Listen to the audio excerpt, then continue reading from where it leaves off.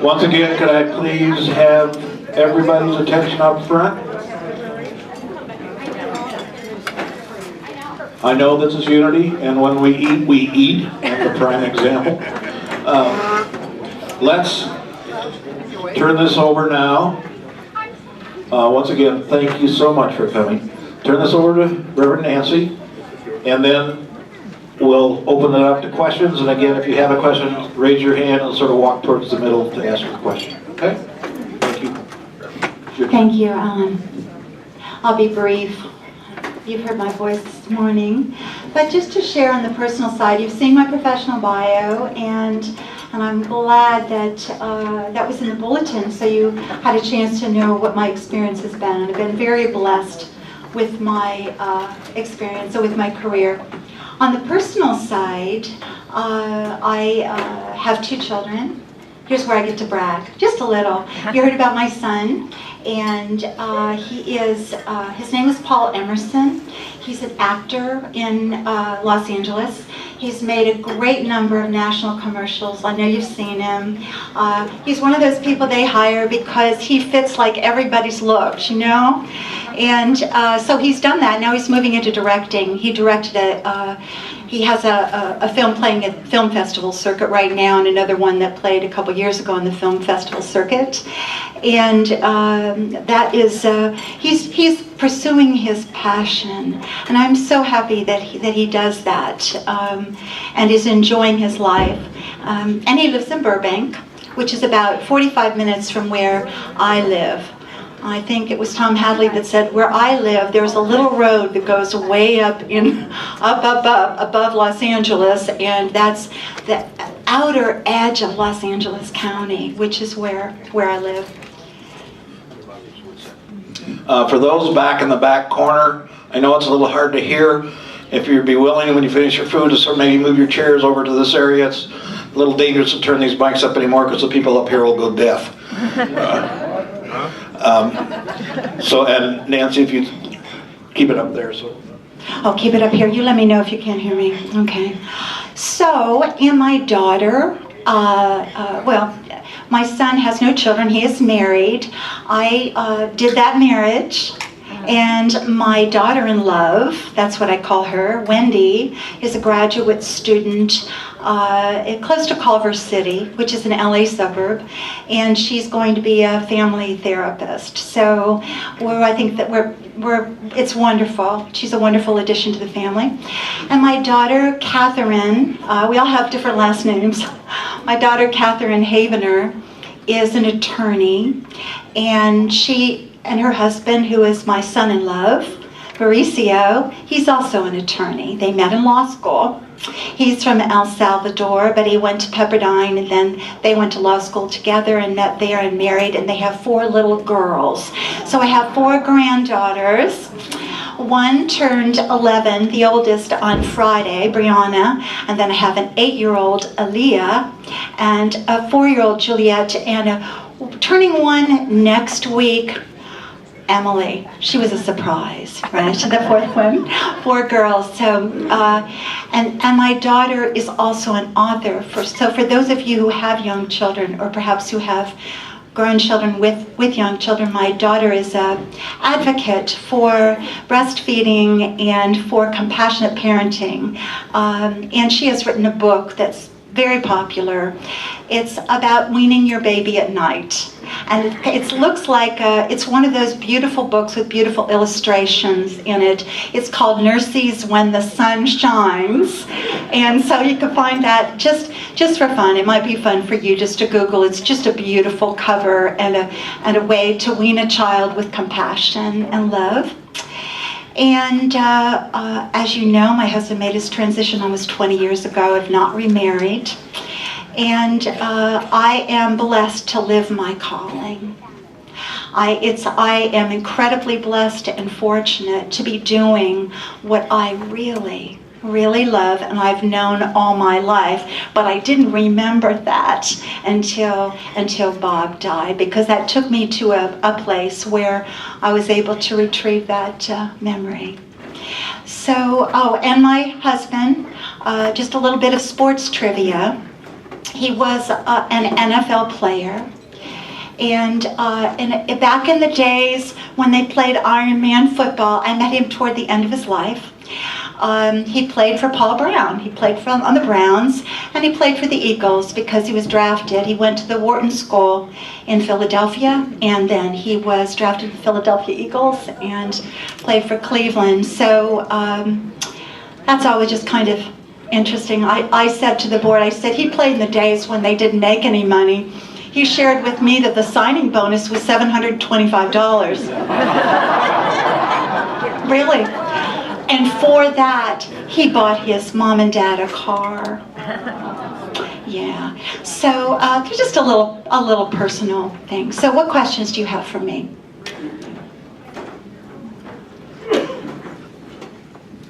Going over.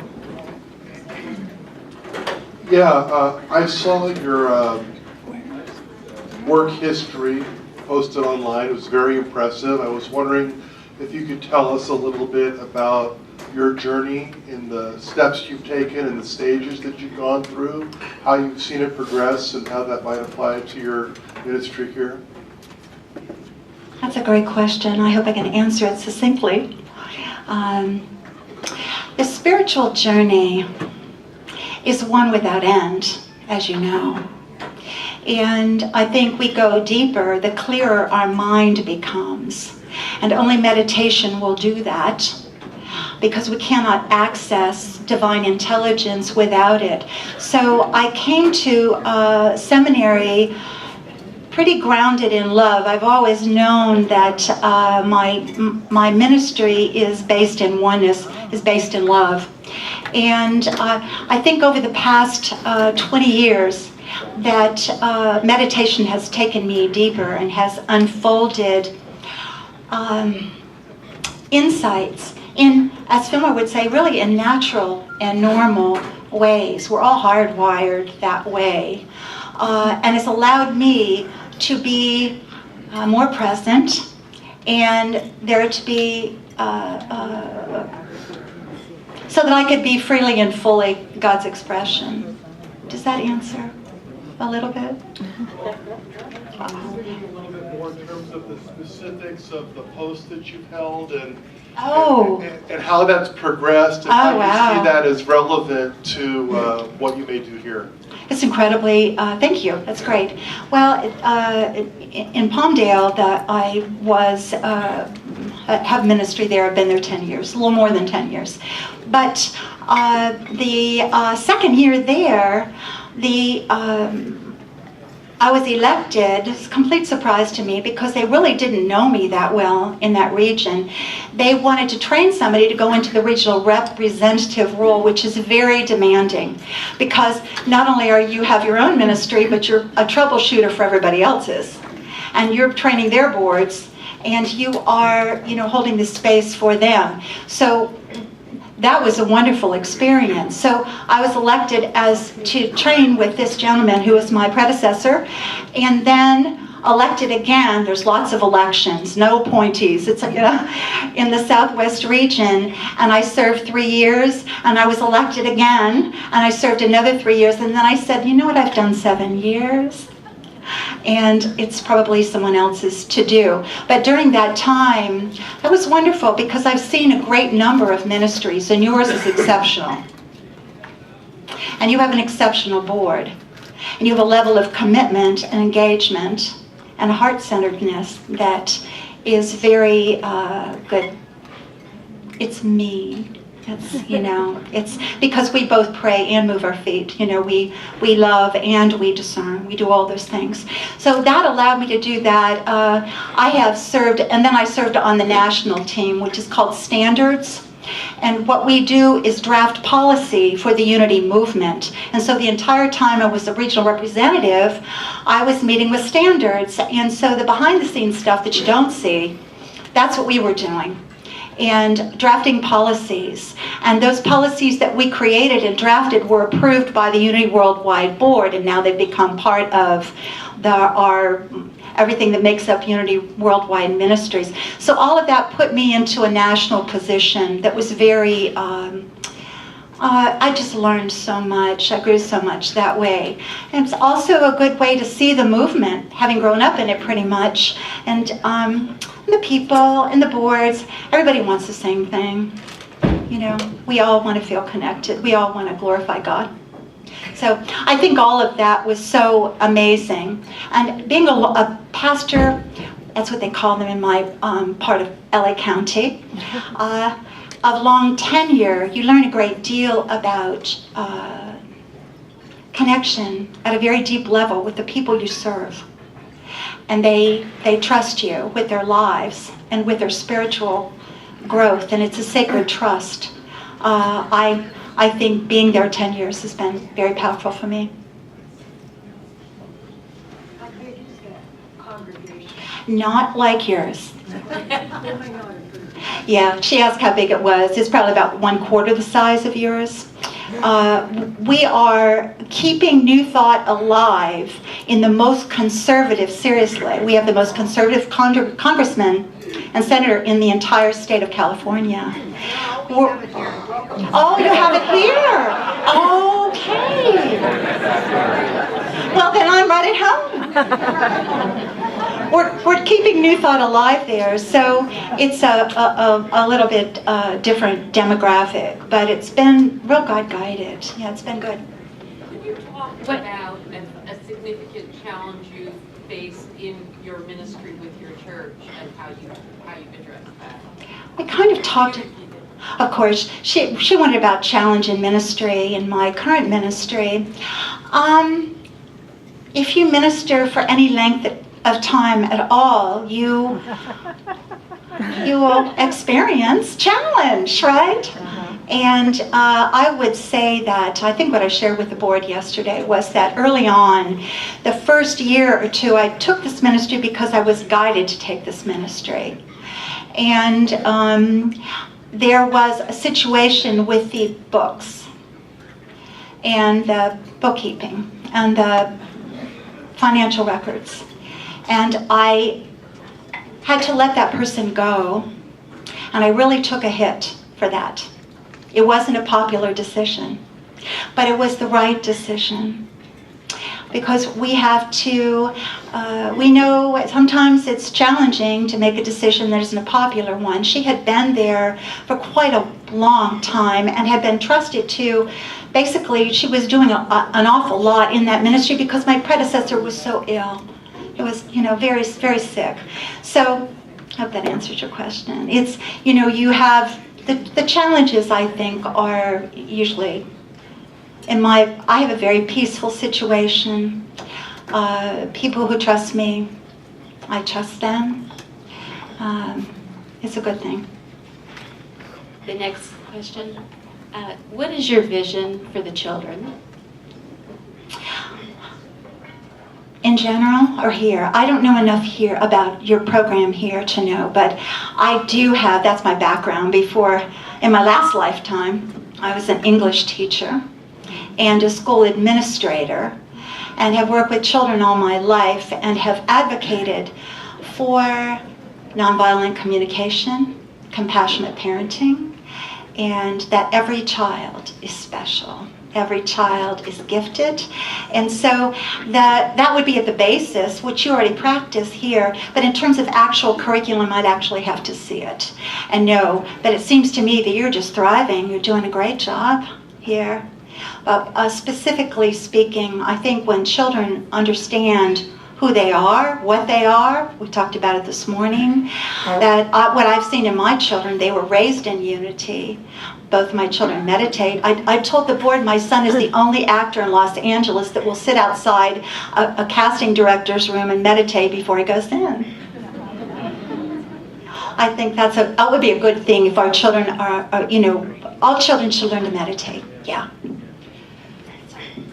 How would you plan to go out into the community and spread the word about unity and our church and become a part of the community?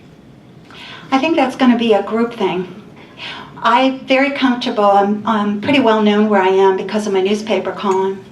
And so I've given interfaith benedictions when I'm at the shelter. But you pray in different ways, but the spirit is the same. We talked yesterday, to answer your question, about with a team approach to finding opportunities to do that. That would be a lot for the lead to do, but that I'm very comfortable with that. I see my ministry as interfaith. I have Buddhists at my church. I have Muslims at my church. But most everyone was rooted in the Christian tradition. But love is love, and Jesus' teachings are really interfaith. Hello. I have a... Where are you? Oh, okay. Where? Oh, okay. Hi. Hi. My name is Mike McCord. I'm involved in Unity's Earth Care Ministry, and I was just wondering how you view caring for the earth as a component of your ministry. That's very big with me, because if we're talking wholeness, we're talking wholeness. We're a living part of a living planet. So we're very big on all of that. Of course, Burbank has probably got the most advanced recycling opportunities available. So that's part of it, but it's more than that. The drought has been very hard on our bees, okay? And so I have water sources in my backyard, and one the bees just love. It was meant as a bird bath, but it's turned into a bee bath. And I have a fountain that they've also learned that the hummingbirds come to. But when you have a drought like California's had, it's very hard on the wildlife. So my yard is like a sanctuary, and if they fall into the water, I rescue them. I have a couch that I use as the infirmary for the bees that have fallen into the water.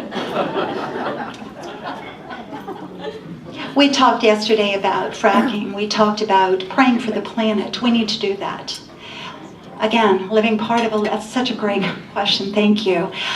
Taking holiness seriously, yeah. My name is Byron Price, and I have two questions, if I may. You touched on politics a moment ago, so since we just completed an election cycle, I'd be interested in what your thoughts are on the minister's role in politics. I think I need to have that repeated. The minister's role in politics.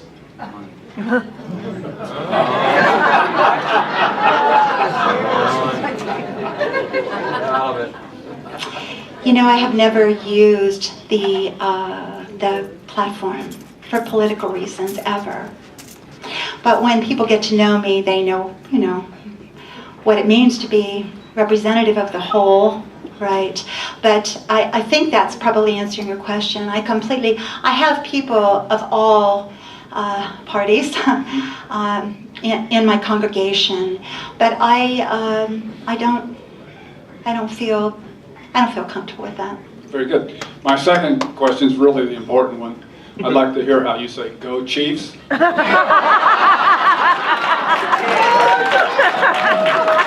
Go Chiefs! Wow. Have you dealt with a financially challenged church before, and what would your financial suggestions be? Would you have strength in that area where we may be lowly challenged or highly challenged? It's an excellent question. We engaged that with the board yesterday. Every church in my region is experiencing the same thing. What I shared with them was that in 2008, that is when giving dropped off dramatically in all the churches that I represented. And it has presented a challenge. And the challenge has become to keep our intention, our commitment, and our focus on why we serve and why we're here, and continue to build that energy. That doesn't mean that we don't have a CPA, right? And you have all of that here. You have a wonderful team so that you know what your budget is and all of that. But to answer your question, I think right now we're in a time where we are going to have to create together some creative solutions to the financial part of having a ministry. Because, of course, without the finances and without the commitment, we can't provide the programs. And in other words, we can't serve the people. So it's part of that. Of course, Reverend Bob Barth has done a tremendous job here.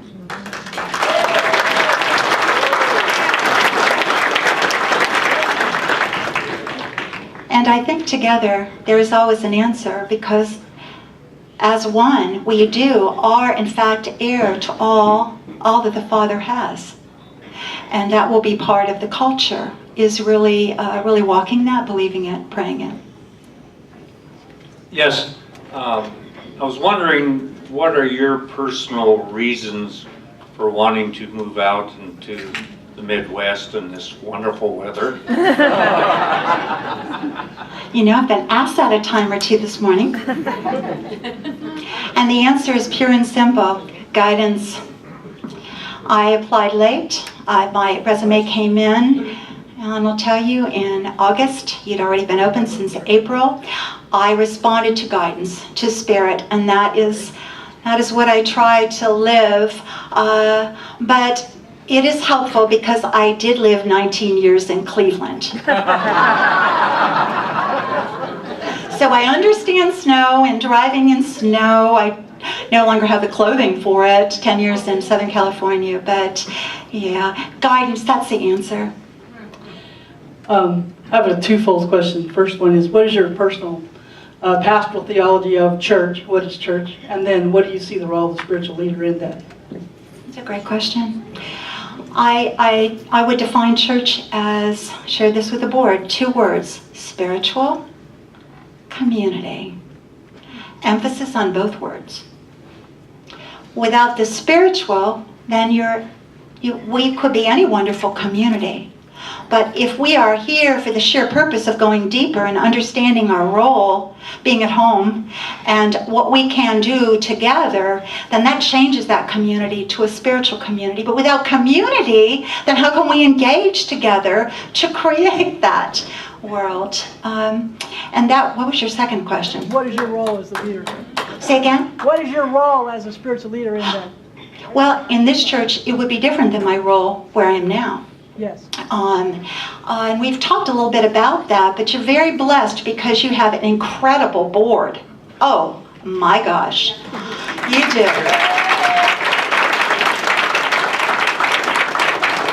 And we know, and you are an incredible, exceptional ministry, but it takes a village. The lead minister, I'm big on communication, but I believe that you train and have and the best people, right, around that vision, around that mission. If we're inspired by that, then you're just fine. In all my board trainings, that's always been where we went, and it's always changed everything. But it's going to take all of us. But the lead minister, for myself, I like to know what's going on, but I like people to be able to feel completely free to do whatever it is that they are doing as part of this incredible team. Because that's what this paradigm's about, is can we work as one, as a team? And that takes learning how to set our egos aside and get behind the reason we're doing this, and it's pretty exciting. So you're the cheerleader for the vision? Say again? You're the cheerleader for the vision? I would be an excellent cheerleader for the vision. And communicator, my joy, I was asked this question yesterday, it might have been by Donna, I can't remember, or Kathy. But what is my joy? And my joy is speaking. And my joy is writing, and thanks to Spirit, I've become an experienced columnist, which is great, especially if you're in a conservative area. Sometimes I think, oh gosh, they probably won't run this, but they do. They do. And that's my real joy. But we can only do, I think, that through our connectedness. So I think, yeah, that's where, but we all are going to express our gifts, right? And we're all going to, today was a good example. You have all these members of this amazing team. I said to Bob, this may be the first time in years I haven't had to worry about my sound or what was happening with that mic, because you have such a great sound person. And so... that sound person? Thank you so much. Oh my goodness, Bob will tell you, I'm in awe. I didn't have to worry about reaching back here and finding that button and turning that, right? Or switching to the handheld because I'd asked for both for today. Thank you so much. It's wonderful. Because I want to forget about everything and just be present. Yeah.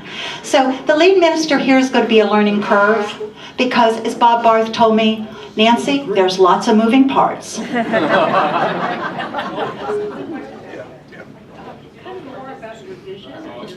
My vision?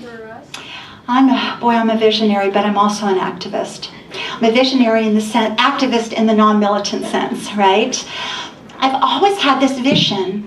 I didn't share it today, but did you have this when you were a child, that you looked and you saw that maybe somebody in your neighborhood was excluded? Or maybe if you were raised in a more traditional faith, maybe you were told they were going to hell because they weren't part of your religion. And I looked and I saw people that were suffering and they were sick and they were in hospitals, and I thought, and people would say to me, but Nancy, that's just the way things are. I've never believed that. I believe we can change that a little bit, one small act of kindness at a time. One small little thing, one smile. All of us can make the difference, and we can create a world where there isn't, because a lot of this, what we see today, oh my goodness, we can do something about it. So my vision, to answer your question, I'm kind of like Isaiah. I do. Why not? We might as well shoot high for a world of compassion, establishing a kingdom of kindness and intelligence, by the way, because with meditation, I really think we get smarter. I know I have. Because that discernment allows us to have the right ideas that we express. So love or compassion, it's not sentimentality. It's principle we stand on. So that's my vision, where all our children are fed, clothed. This is probably going to, can be a little teary from time to time. Where we don't have homeless on our streets, where we don't have any of those issues. And I know that's huge, right? But we can do a little bit. And if each of us in our sphere of influence, and they say that each one of us affects 250 people per week, in an average week, we can make a difference. We can move toward that vision. And just like the people in East Germany, there are other people meeting like we are and saying, yes, we can. Yes, we can. But it means I have to be out of the way. All of us have to be home to God to do that.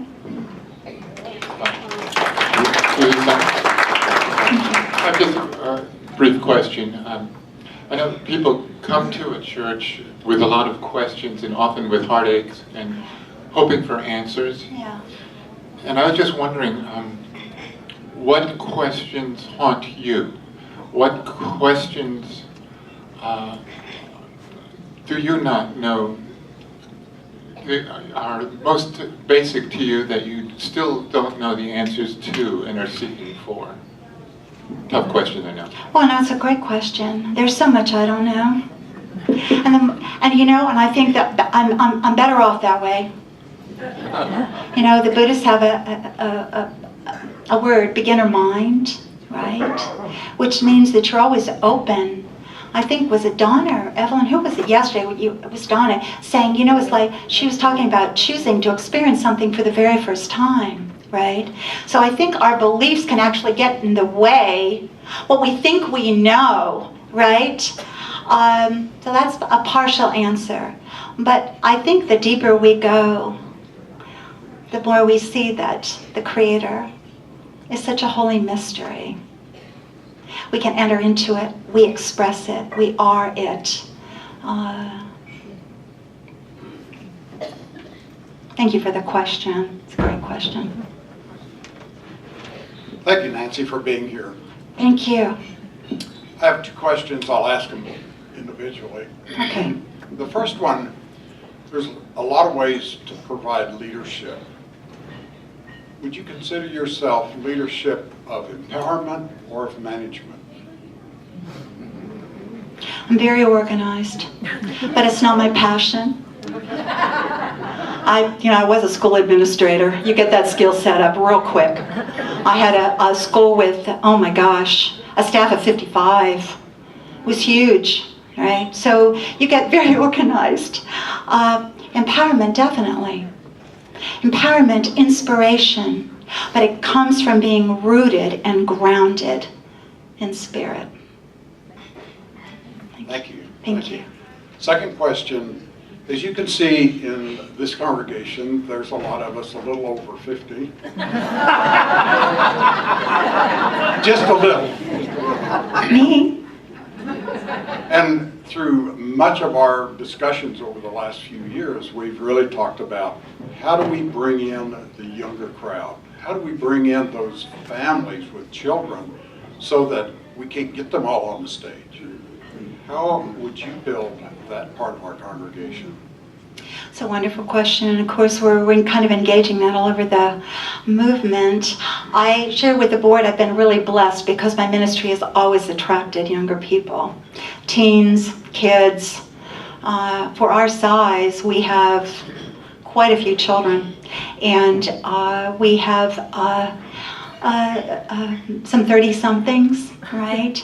And I think, but your answer, a question is so good, is about attracting them. I think all people are attracted by love. You do that well.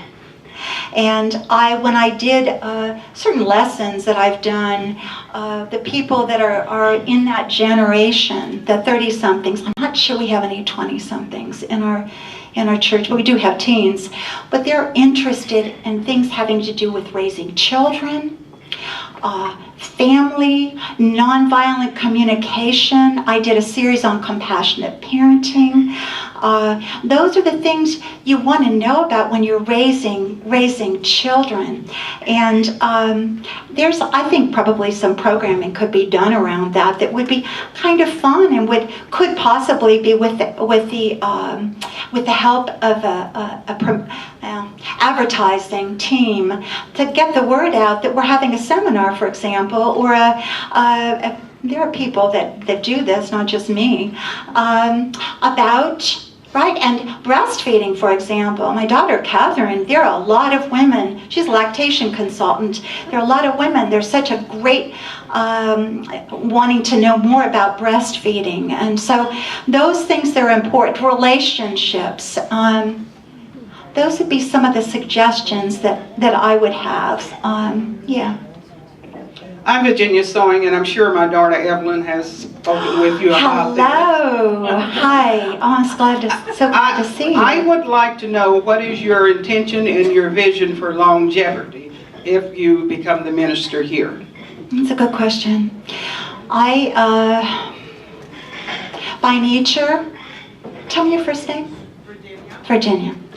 I'm spirit guided, right? But my current ministry passed the 10-year mark, right, on October 1. So I know I'm complete there. And you just know, right? So to answer your question, I think tenure is important with a minister because it takes time, doesn't it? It takes time to know one another. And we had a fabulous dinner last night and sat and learned about one another. And that's really, really important. And for you to understand who your spiritual leader is, that all takes time. So Virginia, I don't know, but it would be a spirit-guided tenure. But I am pro longer tenure because I believe you can do more that way. Just like raising a family with my own, having a family. I had a vision. I'll make this very brief. I did not grow up in a compassionate family. And so for me, that was my first vision, was to create a compassionate family. And in doing that, I realized I had really good training on what it takes and how long it takes to create that kind of a basis. So here as a mature congregation, you're already heart-centered. I knew that when I stepped into the 9 o'clock service. I was told they were going to be quiet. I didn't think they were that quiet. I thought they were, wow, it was fantastic. So you are already inspired in love, but it takes time to get to know a minister and for the minister to get to know you. I'm asking this question on behalf of several people. So I wondered if you could speak to the circumstances that brought you and your church to sell your building and move into a mall, I think is where you are. Well, we're at the Hilton Ballroom, but in brief, we were in a very bad area. I'm using that word without judgment. And when we found out they were going to build a wrecking yard next door to us, that's when we took it to the congregation. We're blessed, we found a buyer, and we moved out. So they haven't yet built the yard, but they had the funding. It was in the newspaper. And we didn't feel that was quite the message that we wanted to put out there, having that next to us. So what we did was sold it, and we have more room in the ballroom at the Hilton. It's also a better, much better location.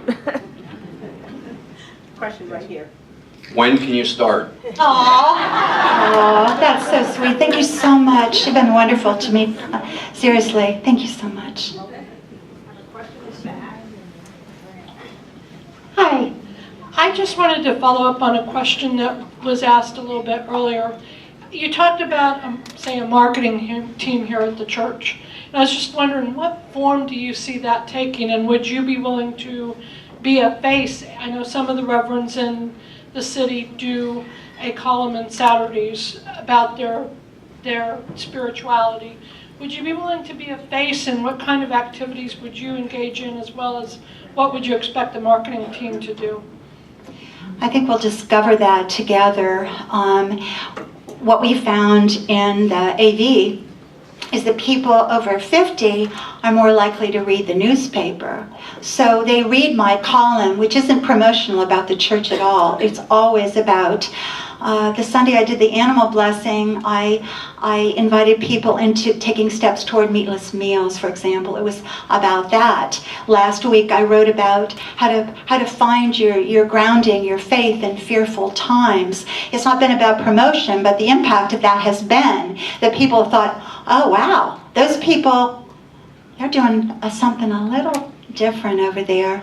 So I think as the lead or the senior minister here, that person is the face of UCOP, because you need to have that kind of face and communicator. But here again, we talked about this, that there are some limits on time and energy, so that would have to be crafted. Thank you for the answer that you gave in terms of the question about human need. Thank you, Gary. That was very compassionate. If I may ask, what is the most difficult question our board asked you, if you can answer that? I probably can't share at that level, at least in this forum, okay? But the board, it was more a love fest yesterday. And we got to know each other, but they asked a lot of questions about my background, about financial challenges, about selling the building, those kinds of things. So nothing really stands out, but I can tell you that we did have a deep 3 hours, I'd say about 3 hours. 4 hours. See, time flies when you're having fun. One more question over here. One last question. Over here. Over here.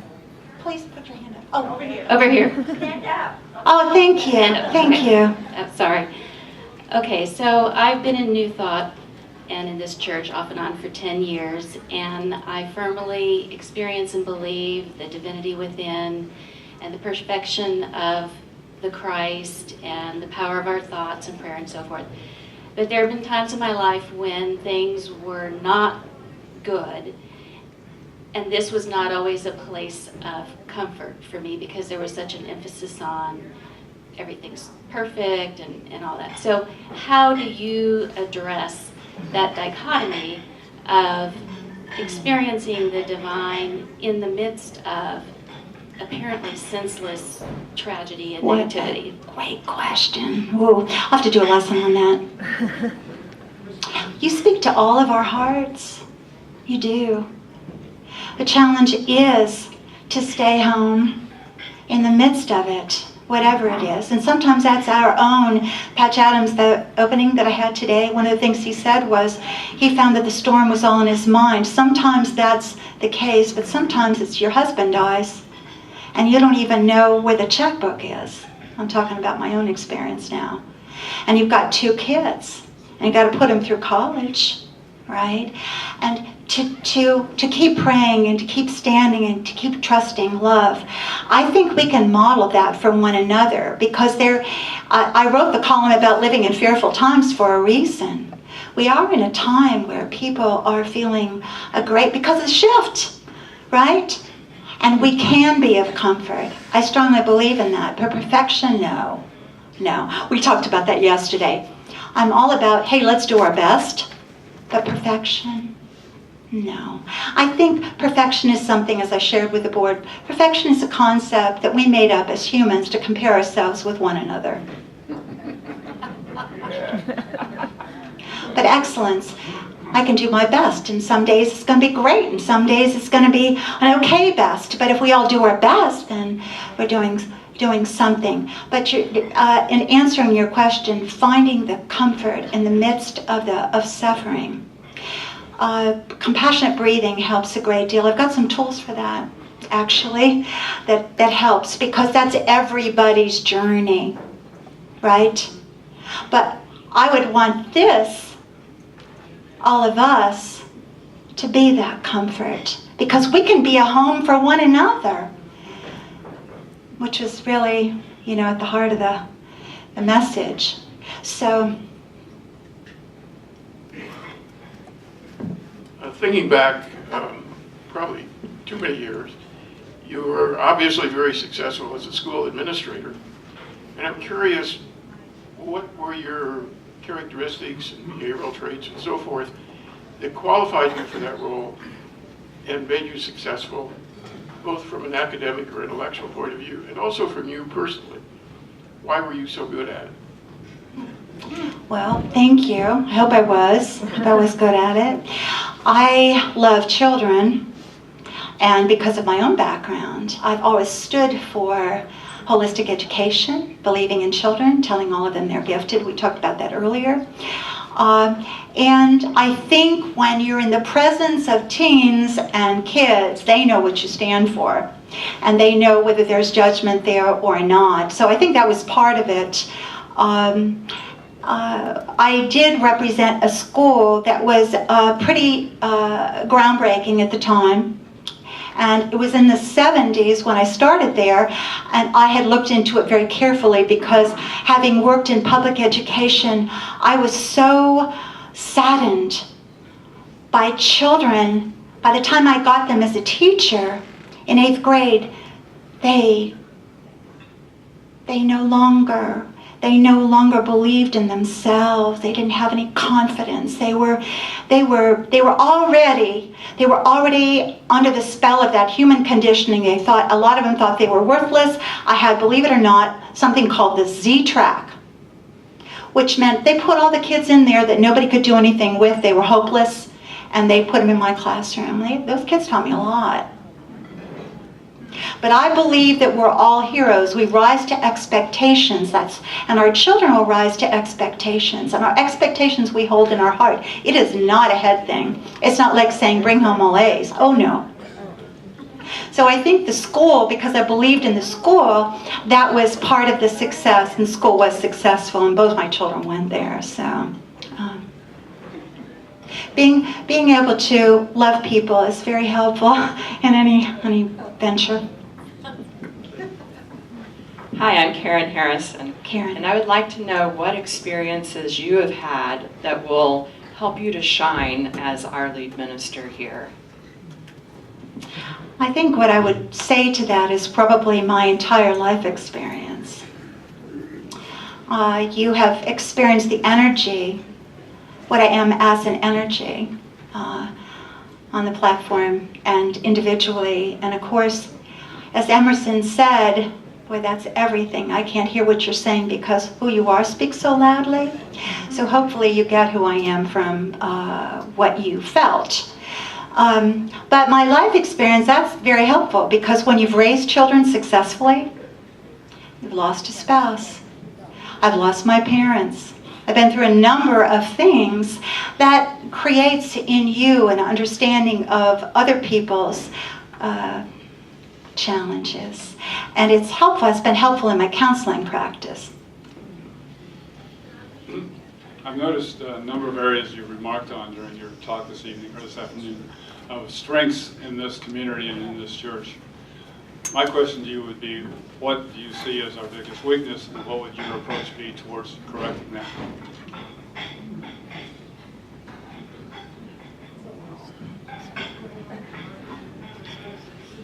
I don't really see weakness at all. What I see is engagement, celebration, openness, because that's all it's going to take. I see you have a wonderful, exceptional ministry, and of course, we can always grow, we can always expand, and I think that happens in consciousness first, but I think you're exceptional, so. Well, the board shared with me they'd like to do some things with youth education, for example. Was there anything else, Alan? We talked about things, areas we might want community outreach. Community outreach, or perhaps someone would take charge of putting press releases in the newspapers, things like that would be natural, normal part of saying, join us, right? Nancy was brought to the church this morning at 5:30 California time. We had her on the hot seat for 4 hours yesterday. She's holding up it remarkably well, but I'd like to hold it to 2 or 3 more questions for those who haven't had the opportunity, if you want. Right here. Okay? Right here. All right. Alan? Right here.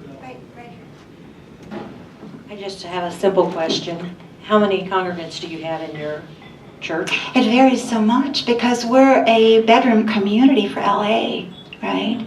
So there could be 100 people in the ballroom, and there might be 50. It just depends. If we do a service, if we're doing a service project, for example, like on a Veterans Outreach Day or something, there may be more. Did that wake everybody up? Yeah. We are a prayer-filled and a prayer-full community. And as a prayer chaplain, I just want to ask you, when you leave here today, we want to hold a silent prayer for you. And I just want you to express, how can we pray for you today? Thank you so much. I love that. Thank you so much. How can we pray for you today? You want me to answer? No? Okay. All right. Well, my right foot hurts a little bit. I told Bob that this morning. I was stretching my Achilles tendon, really, before I came up on the platform. And that's just because I've been, on my feet quite a little bit, and it's nothing, right? So you could pray for that, all right? And also, just, okay, here's what I'm getting. Divine order. There you go. For you and for me. Yeah. Because I know we're blessed and I trust the universe. This is a generous universe. We're heir to all of it. So if you'd hold that with me too, right in perfect place for all of us. Thank you.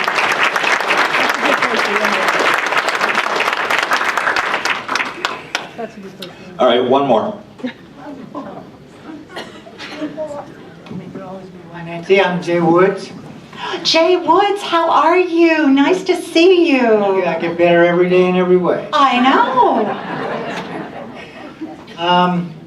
Having had the opportunity to work at the national level and get a look at what's going on in Unity all around the country, Do you see other churches experiencing the same kind of issues that we are? Oh, yeah. Okay. And what is being done to address reaching out to younger families? Because that's where the growth has got to be. Yeah. I mean, I see Unity as having 100 years of new thought growth, opening our doors to people with acceptance and love and non-judgment, and they found home. But there are a lot of other churches that are realizing that too, that are not just Unity. So they become competitive.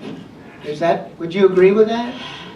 Well, in attracting what there is out there to attract. Well, Jay, you're expressing, you know, the challenges in church world are great. On the Skype call, I shared with them what very remarkable article about what people want to hear about, and and what we want to hear about is the same thing the younger people want to hear about. They want to hear about love. They want to hear about forgiveness.